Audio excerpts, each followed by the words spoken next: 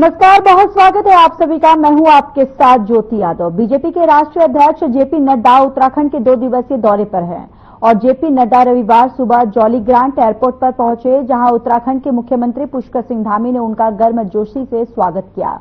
स्वागत समारोह में बीजेपी के कई वरिष्ठ नेता, पदाधिकारी और कार्यकर्ता भी मौजूद थे। उत्तराखंड के महिला समूहों और युवाओं द्वारा स्वरोजगार के लिए तैयार किए गए उत्पाद शामिल थे, जो राज्य के आत्मनिर्भरता अभियान का प्रतीक है।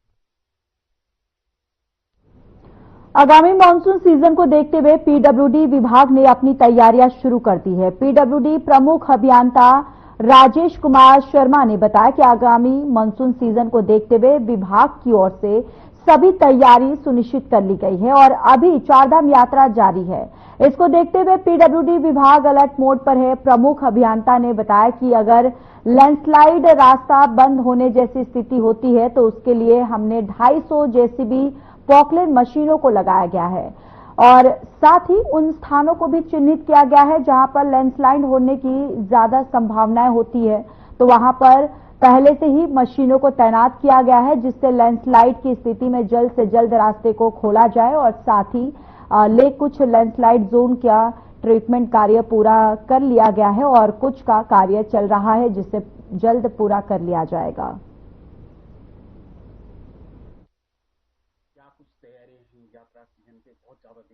मानसून सीजन सर पे है, क्या कुछ तैयारी है? यात्रा सीजन पे बहुत ज्यादा दिक्कतें। देखिए, हमने अपनी सारी तैयारी कर रखी है और अभी भी जो हमारी कार्य योजना बनी है, प्रत्येक पूरे में चारधाम यात्रा को लेके नहीं, पूरे जो आने वाले मानसून जो हमारे पूरे प्रदेश में आने वाला है, उसकी जो तैयारियां हैं, उसमें हमने पूरे अपने जितने हमारे मार्ग जो हमारे ब्लॉक होते हैं वर्षा ऋतु में, उसमें लगभग 250 मशीनें हमने, जो हमारे अर्थ एक्सकवेटर है, जेसीबी है, पोकलैंड है, रोबोट है, उसका हमने अपना इंतजाम कर रखा है और ये संख्या 250 है। कभी कभी ऐसा भी होता है, कभी बहुत ज्यादा लैंडस्लाइड आता है तो उसमें हमको और भी मशीनें हायर करनी पड़ती हैं, तो हम स्थानीय रूप से व्यवस्था कर लेते हैं और ये हमारी व्यवस्था है। हम पूरी उम्मीद करते हैं, जैसे गत वर्षों में भी हम करते आए हैं, कि जब भी हमारी यात्रा चलती है तो जो रेस्पॉन्स टाइम है हमारा, वो लास्ट ईयर हमने देखा गया, जो लास्ट ईयर का रेस्पॉन्स था उसमें भी इंप्रूव करेंगे।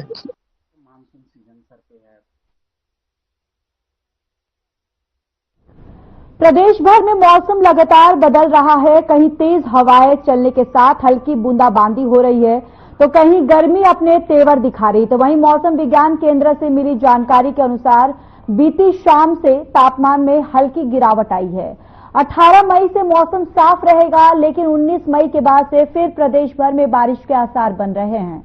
मौसम विज्ञान केंद्र के निदेशक विक्रम सिंह ने चारधाम यात्रा के लिए आने वाले श्रद्धालुओं को बारिश के दौरान नदी, नालों और गदेरों से दूर रहने की सलाह दी है।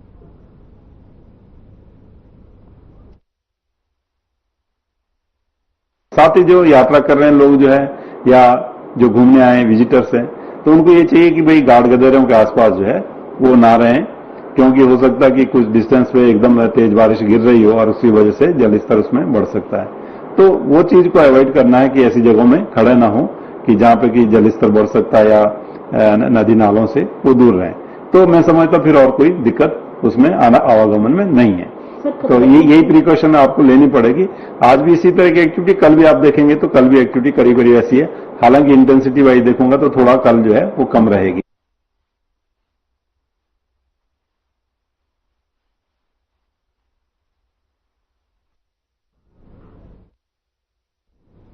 देहरादून में पिछले कुछ समय से लगातार एचआईवी संक्रमण से पीड़ित लोगों के आंकड़ों में तेजी से बढ़ रहे हैं और जो चिंता का विषय भी है। देहरादून में जिला अस्पताल कोरोनेशन में 1622 मामले एचआईवी संक्रमण से पीड़ित लोगों के हैं, जो पिछले कुछ समय में आए हैं, जिसमें यंग जनरेशन के बच्चे इस संक्रमण से ज्यादा पीड़ित हैं।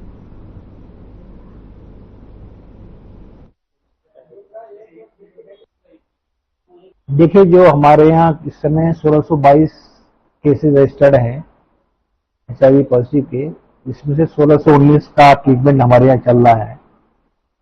इसके लिए जो हम हैं हर पेशेंट्स की काउंसलिंग करवाते हैं। मेल के लिए मेल काउंसलर हैं, फीमेल के लिए फीमेल काउंसलर हैं। उनको बताया जाता है कि भाई कैसे लाइफ जीनी है, कैसे आपको प्रोटेक्शन करना है। उसमें बताया जाता है कि अगर आप पार्टनर हैं तो आपको उसका सेक्सुअल स्टेटस पता होना चाहिए, HIV है या नहीं है। अगर अननोन के साथ सेक्स कर रहे हैं तो उसमें कंडोम का यूज किया जाए, सिरिंज शेयर ना की जाए। डिस्पोजल सिरिंज है, एक बार यूज करें, दोबारा यूज ना करें।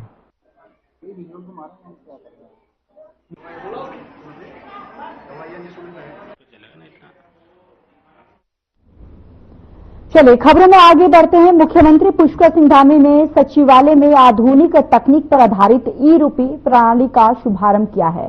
इस अवसर पर उन्होंने राज्य के कृषि व्यवस्था को नई दिशा देने के लिए 4 महत्वाकांक्षी कृषि नीतियों का शुभारंभ करते हुए कहा कि सरकार जल्द ही प्रदेश में फ्लावर और हनी पॉलिसी भी तैयार करेगी। तो वहीं कार्यक्रम को संबोधित करते हुए मुख्यमंत्री ने कहा कि ई-रूपी प्रणाली राज्य के अन्नदाताओं के लिए एक नई पहल है। ई-रूपी प्रणाली किसानों के लिए पारदर्शी, तेज और बिचौलिया मुक्त डिजिटल भुगतान का नया माध्यम बनेगी। इस प्रणाली के अंतर्गत पायलट परियोजनाओं में किसानों को मिलने वाली अनुदान राशि ई-वाउचर के माध्यम से सीधे उनके मोबाइल पर भेजी जाएगी, जिसे वे अधिकृत केंद्र या विक्रेताओं से खाद, बीज, दवाएं आदि खरीदने में उपयोग कर सकेंगे।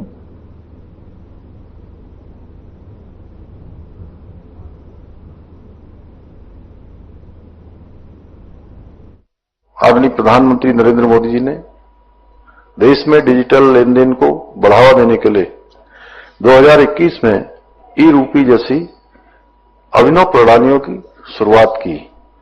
आज हमारी सरकार इस अत्याधुनिक तकनीकी को किसानों के हित में अपनाकर डिजिटल भुगतान प्रणाली की पारदर्शिता, प्रभावशीलता को एक नई दिशा देने जा रही है, जिसके द्वारा प्रदेश में कृषि क्षेत्र की चिन्हित पायलट परियोजनाओं के अंतर्गत हमारे अन्नदाताओं को दी जाने वाली अनुदान राशि ई-रूपी वाउचर के माध्यम से सीधे उनके मोबाइल फोन पर उपलब्ध कराई जाएगी। इस प्रणाली के माध्यम से हमारे किसान भाइयों एवं बहन बिना किसी बिचौलियों के घर बैठे विभिन्न सरकारी योजनाओं का लाभ बहुत आसानी से उठा सकेंगे।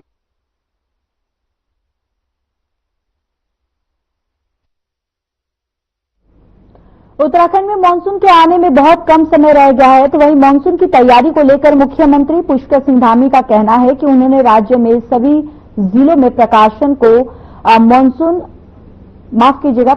को मानसून की तैयारी को लेकर आवश्यक दिशा निर्देश दिए हैं। उनका कहना है कि उत्तराखंड के पर्वतीय जिलों में आपदाओं को लेकर शासन स्तर पर निगरानी टीम गठित की गई है, जिसमें प्रत्येक जिले में आपदा कंट्रोल रूम बनाए गए हैं और अधिकारियों को आवश्यक दिशा निर्देश दिए गए हैं और इसके अलावा मानसून के समय अलर्ट रहने के भी निर्देश दिए गए हैं।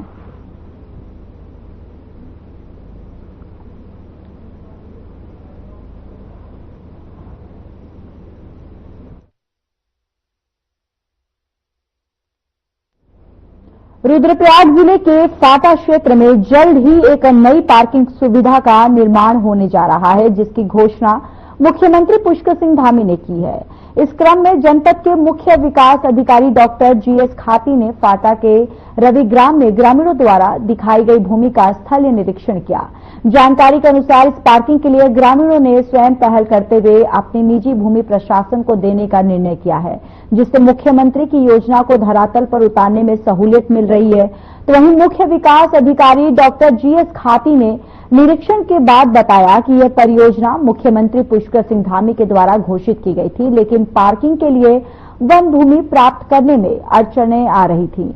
ऐसे में प्रशासन द्वारा स्थानीय ग्रामीणों से संपर्क साधा गया और जिन्होंने सकारात्मक रुख अपनाते हुए अपनी निजी भूमि देने की सहमति दी है।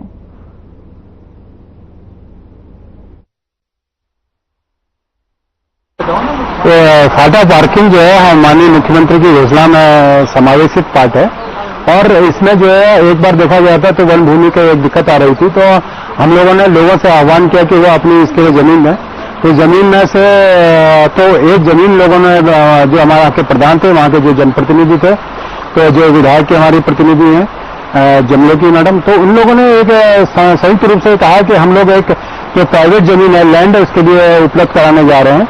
तो उनकी बैठक रखी गई है और उन्होंने एक एनओसी देने के लिए तैयार हुए हैं वो लोग।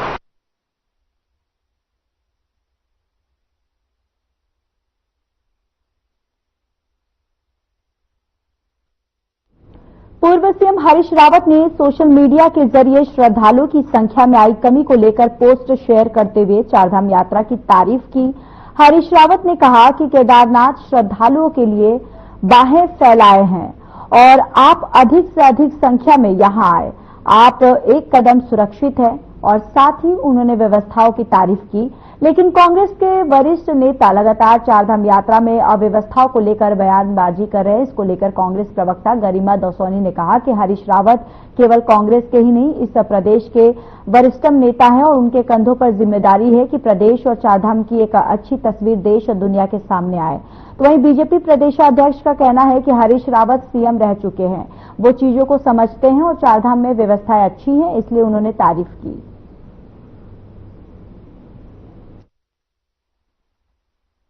देखिए, बहुत जरूरी है, हम इस प्रदेश के नागरिक हैं, उस लिहाज से यदि देखें तो माननीय हरीश रावत जी केवल कांग्रेस के ही नहीं, इस प्रदेश के वरिष्ठतम नेता हैं और उनके कंधों पर जिम्मेदारी है कि प्रदेश की जो छवि है, प्रदेश की जो चारधाम यात्रा है, उसकी एक अच्छी तस्वीर देश और दुनिया के सामने जाए, ये दारोमदार भी उनके कंधों पर है। तो उन्होंने तो एक जिम्मेदार नागरिक का फर्ज निभाते हुए चारधाम यात्रा की प्रशंसा की है, सुरक्षित यात्रा का संदेश दिया है, क्योंकि उनकी आवाज सुनी जाती है देश और दुनिया में। दिग्गज नेता हैं और उस स्तर के नेता हैं जहां लोग उन्हें गंभीरता से लेते हैं। लेकिन एक मुख्य विपक्षी दल होने के नाते हमारा भी ये काम है कि हम अगर सरकार कहीं पर गलत कर रही है या कहीं पर व्यवस्थाओं में हमें कमियां नजर आ रही हैं तो हम आईना दिखाएं। कांग्रेस का आंतरिक विषय है। हरीश रावत जी चीजों को समझते हैं, मुख्यमंत्री रहे, व्यवस्थाओं को भी देखते हैं और व्यवस्था अच्छी होंगी तो आज हरीश रावत जी बोले, कल करण महाराज जी को भी तारीफ करनी चाहिए। तो मैं ये कहूंगा कि यात्रा बढ़े, इसके सब दलों को दलीय प्रतिस्पर्धा से हटकर पूरे भारत और विश्व के नागरिकों को उत्तराखंड आने का आह्वान करना चाहिए।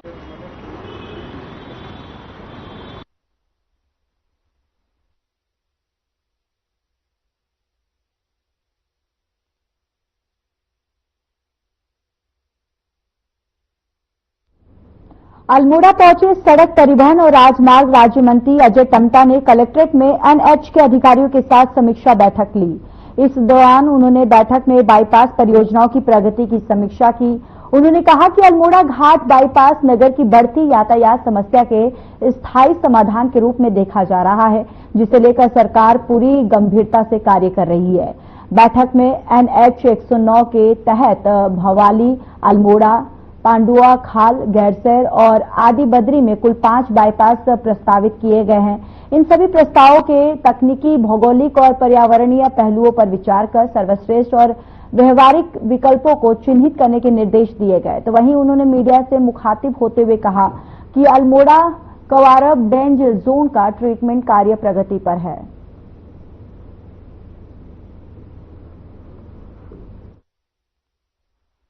कांग्रेस जो है इसको लेकर कांग्रेस के पास तो मुद्दा ही नहीं है, तो क्या उसको देखना चाहिए, कम से कम देख ले काम कैसे होते हैं, क्या होते हैं। वो तो अच्छा है कि मेरा सौभाग्य है कि मेरी भारतीय जनता पार्टी की सरकार है और नरेंद्र भाई मोदी जी और स्वयं मैं रोड ट्रांसपोर्ट मंत्री हूँ और इसी के कारण से हमारे फटाफट पैसे भी सेंक्शन हो रहे। मैं अभी भी आपके सामने फाइनेंस भारत सरकार को बात कर रहा था, हमारे पुनीत जी हैं, उनको मैंने बोला कि इसको आप 2-4 अगर उसकी क्वारी भी है तो आप उसको छोड़ दीजिए, क्योंकि हम किसी नेक्स्ट प्लान पे अगर पैसा देते हैं तो बहुत सारी इंक्वायरीज होती है, मगर कोई भी इंक्वायरी नहीं देने के पीछे हमने यही कहा है कि हमारी एक बहुत बड़ी समस्या है, लोगों को आवाजाही के लिए दिक्कत होगी, तो इन समस्याओं के दृष्टिगत करते हुए इंक्वायरी आप बाद में करते रहिएगा, क्योंकि हर काम में कुछ न कुछ चीजें पूछी जाती हैं, तो अब वो नहीं पूछेंगे, अब हम लोग फटाफट इसको सेंक्शन कर रहे हैं जो हमारा अल्टरनेट रोड है। कांग्रेस विरोध करेगी 22 को घेराव की। देखो कांग्रेस का तो क्या हो गया, मुद्दे ही नहीं, वो देख रहे, इनको देखना चाहिए कि बीजेपी लाई हुआ आपदा।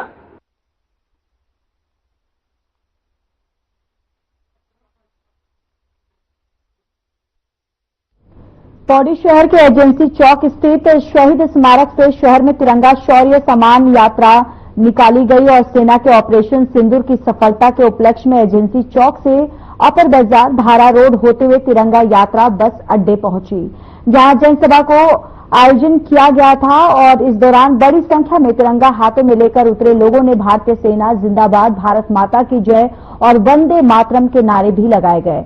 यात्रा में बीजेपी प्रदेश अध्यक्ष, राज्यसभा सांसद महेंद्र भट्ट और क्षेत्रीय सांसद अनिल बलूनी मौजूद रहे।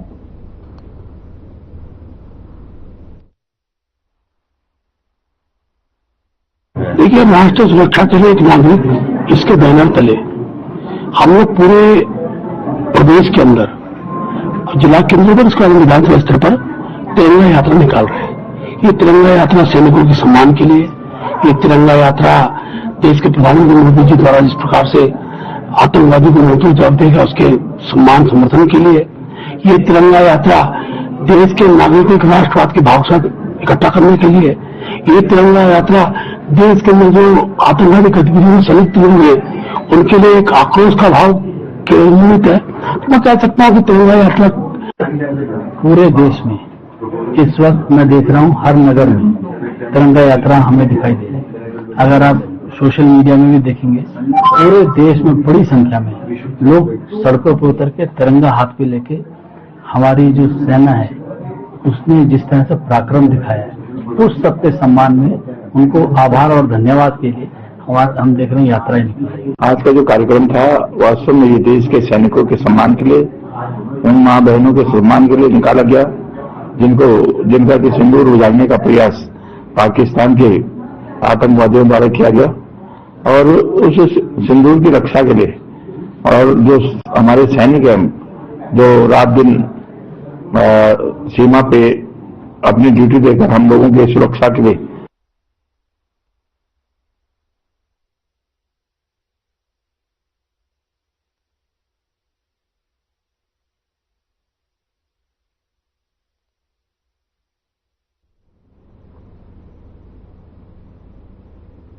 शिक्षा, स्वास्थ्य और सहकारिता मंत्री और जनपद चमोली के प्रभारी मंत्री डॉक्टर धन सिंह रावत, आपको बताते चले कि चमोली प्रभारी मंत्री धन सिंह रावत की अध्यक्षता में कलेक्ट्रेट सभागार में वार्षिक जिला योजना की बैठक पूरी हुई। बैठक में 2025 से 26 की वार्षिक जिला योजना में 74 करोड़ 28 लाख का परिव्यय अनुमोदित किया गया। उन्होंने सभी जनप्रतिनिधियों के प्रस्ताव शामिल करने पर जिला प्रशासन को बधाई दी। इस दौरान उन्होंने विभागवार पीडब्ल्यूडी, आरडब्ल्यूडी, पेयजल, कृषि और उद्यान, मत्स्य, सिंचाई, उरेडा, पर्यटन, खेल और युवा कल्याण, पंचायती राज, शिक्षा और बाल विकास की प्रस्तावित जिला योजना की समीक्षा की। उन्होंने जिले में गरीब और अनाथ बच्चों के लिए छात्रावास देने की बात कही।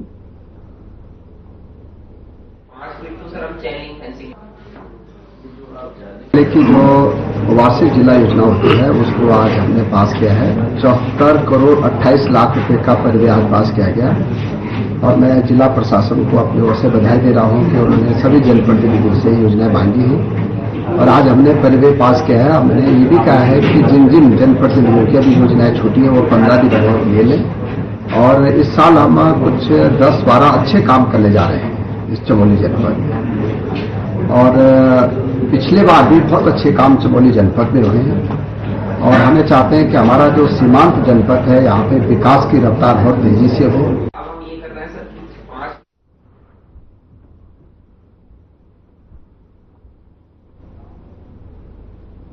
बीजेपी नेता और पूर्व दर्जा मंत्री बिट्टू कर्नाटक ने कहा कि कवारा में डेंजर जोन के सुधारीकरण का कार्य करोड़ों रुपए की स्वीकृति के बाद प्रारंभ हो चुका है, और ऐसे में कांग्रेस आगामी 22 मई को इस मुद्दे पर जिलाधिकारी कार्यालय का घेराव करने का कार्यक्रम बना रही है, जो हास्यास्पद है। उन्होंने कहा कि कवारब की विकट समस्या को देखते हुए केंद्रीय सड़क और परिवहन राज्य मंत्री अजय टम्टा ने खुद पहले कई बार कवारब का स्थलीय निरीक्षण किया। भूखभरिय टीमों को लाकर स्थलीय निरीक्षण कराया गया ताकि इस डेंजर जोन का स्थायी समाधान निकाला जा सके। समस्या बड़ी थी तो स्थायी समाधान के लिए बड़ी धनराशि की आवश्यकता थी।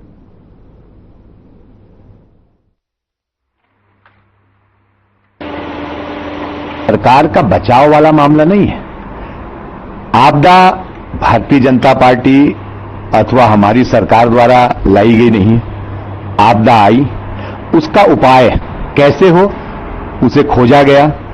पहले वैज्ञानिकों का द्वारा पूरी तरीके से उस सॉइल को टेस्ट करने के साथ साथ सब चीजें देखी गई, परीक्षण किया गया, किस तरीके से उसके रास्ते निकाले गए।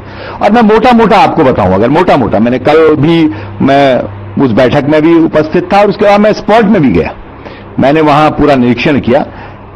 17 करोड़ रुपए सड़क के निचले भाग के लिए स्वीकृत हो गए।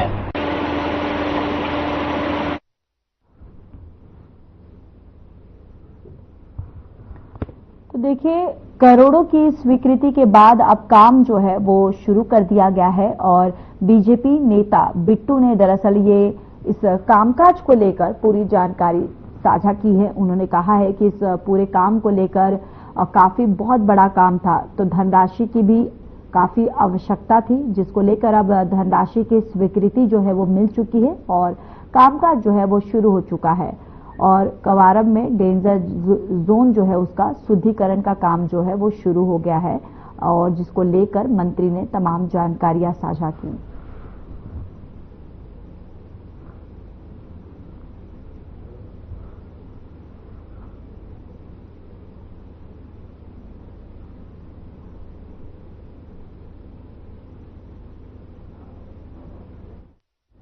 उत्तराखंड धामी मंत्रिमंडल की बैठक में कई महत्वपूर्ण फैसले लिए गए। कैबिनेट में महिलाओं से जुड़े फैसलों में मुख्यमंत्री एकल महिला स्वरोजगार योजना को मंजूरी भी मिल गई है।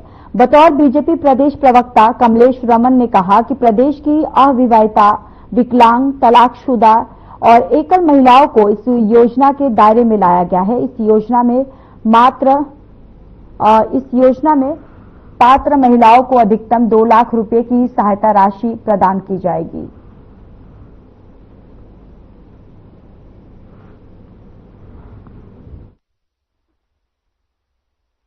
बिल्कुल, देखिए, उत्तराखंड की मातृशक्ति ने इस उत्तराखंड को लेने की जो लड़ाई लड़ी थी, उसके सारे सपनों को साकार करते हुए पुष्कर सिंह धामी जी की सरकार महिलाओं को मजबूत और सशक्त बनाने के लिए लगातार ऐतिहासिक निर्णय लेने का काम कर रही हो। चाहे अगर मैं पूर्ववर्ती बात करूं तो 30% महिलाओं को नौकरियों में आरक्षण देकर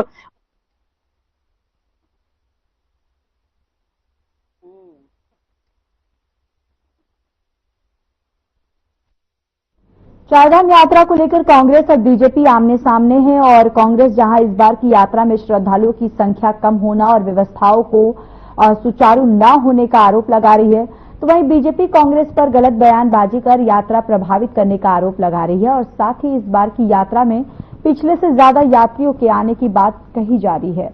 बीजेपी प्रदेश अध्यक्ष की माने तो पिछले दिनों देश में जिस प्रकार का वातावरण था, भारत पाकिस्तान युद्ध के मुहाने पर खड़ा था, तो स्वाभाविक रूप से यात्रियों की संख्या में कमी आई है।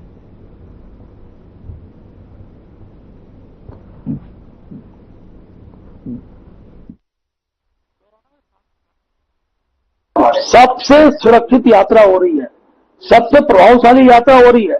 हम भी मानते हैं बीच में जो वातावरण देश के अंदर बना उसके कारण कोई यात्री आने कम हुए थे, लेकिन कल की तारीख की यात्रा देखिए आप, कल 35,000 से ज्यादा यात्री मेरे को सूचना बद्रीनाथ धाम पहुंचे हैं। गंगोत्री धाम की संख्या बढ़ी है, बड़ी लाइनें लगी हुई है।